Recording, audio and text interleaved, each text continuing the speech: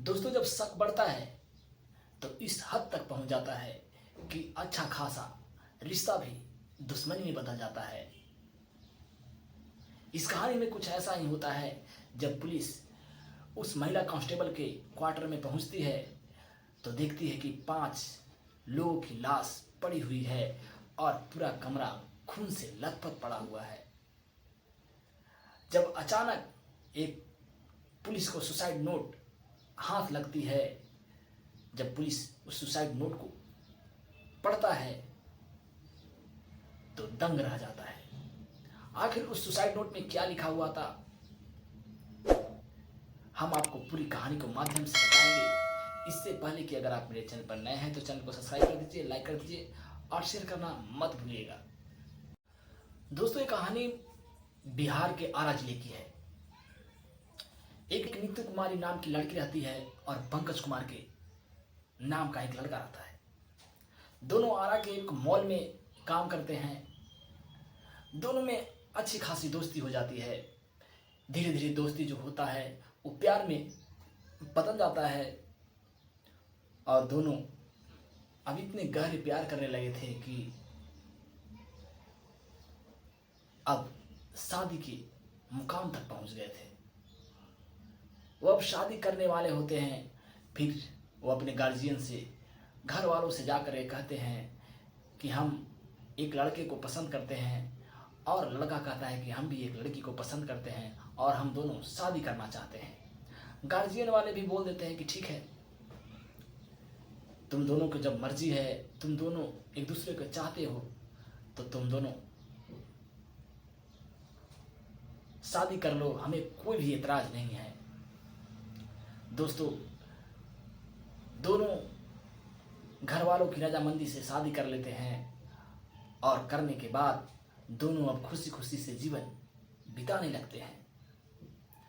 दोस्तों, नीतू पढ़ने में अच्छी थी।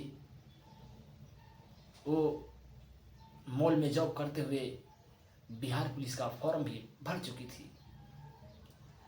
जब बिहार पुलिस का एग्ज़ाम होता है, हो जाने के बाद वो एग्ज़ाम में पास कर जाती है, उसका रिजल्ट आ जाता है,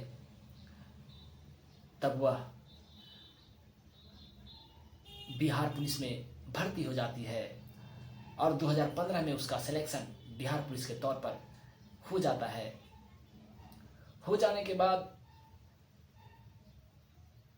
कुछ दिन तक वो नौगछिया में पुलिस कांस्टेबल में रहती है और रह जाने के बाद वो फिर भागलपुर में उसका ट्रांसफ़र हो जाता है। दोस्तों, भागलपुर में पूरे परिवार के साथ रहने लगती है। जो डिपार्टमेंट की तरफ से क्वार्टर मिलता है उसी में वो अपने पति और सास के साथ रहने लगती है।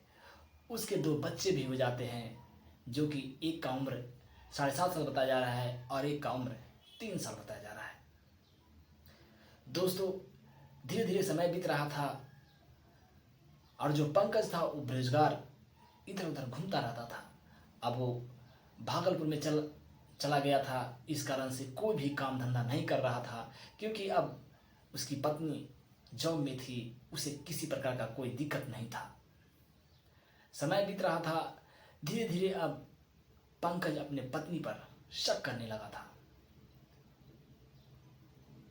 वो नीतू पर इतना शक करने लगा था कि जब कभी वो उसे मारने पीटने भी लगता था। इस तरह से अब दोनों में, नीतू और पंकज में विवाद बढ़ने लगा। प्रतिदिन घर में झगड़े होते रहते थे। एक दिन झगड़ा इतना बढ़ जाता है कि जो नीतू होती है गुस्से में हो करके अपने सास को और 2 बच्चों को हत्या कर देती है। जब इतनी बात पंकज देखता है तो वो भी आता है और एक ईंट लेता है और अपनी पत्नी को ईंट से मार करके हत्या कर देता है। और हत्या करने के बाद एक सुसाइड नोट बनाता है और नोट में लिखता है कि जो मेरी पत्नी है वो अपने 2 बच्चों के साथ मेरी माँ को भी हत्या कर दी है और इसी कारण से हम इसे भी ईंट से मार करके हत्या कर दिए और फिर पंकज फांसी लगा लेता है। दोस्तों, जब पुलिस की ये बात पता चलती है कि सिविल 38 नंबर क्वार्टर में ऐसी ऐसी घटना हो गई है, तो पुलिस तत्काल वहां पहुंचती है और जब कमरे में पहुंचती है तो देखती है कि खून से लथपथ 4 लाशें पड़े हुए हैं और पूरा कमरा खून से भरा पड़ा हुआ है। और जब पंकज को देखा जाता है तो पंकज की लाश एक फंदे से लटका हुआ मिलता है। इसी बीच अचानक पुलिस की हाथ एक सुसाइड नोट लगती है और जब पढ़ता है, पुलिस जब पढ़ती है तो दंग हो जाती है। दोस्तों, ये घटना आए दिन ऐसे घट रही है क्योंकि फैमिली में शक बढ़ता है तो फैमिली बर्बाद हो जाता है। अगर एक दूसरे के बीच में शंका उत्पन्न होती है तो अच्छा खासा रिश्ता भी खराब हो जाता है। दोस्तों, इस घटना के बारे में आपकी क्या राय है, आप कमेंट बॉक्स में जरूर बताएं। आखिर इस सुसाइड नोट में पाया गया है वो सच है या झूठा, वो पुलिस प्रशासन की काम है, वो आगे बताएगी। दोस्तों, जो आजकल है ना, शक के कारण बहुत से परिवार टूट रहे हैं, बहुत सारे प्यार दुश्मनी में बदल जा रहा है। इस कारण से अगर आप भी शक के आधार पर किसी से दुश्मनी मोल ले रहे हैं तो पहले आप अपने शक को पूरी तरह से क्लियर कर लें कि वो वैसा है या नहीं। तभी आप अपने फैमिली, अपने परिवार में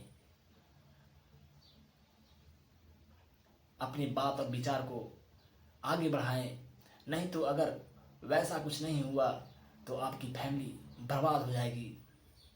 तो दोस्तों, इसके बारे में, इस कहानी के बारे में आपकी क्या राय है, आप कमेंट बॉक्स में ज़रूर बताइएगा। इससे और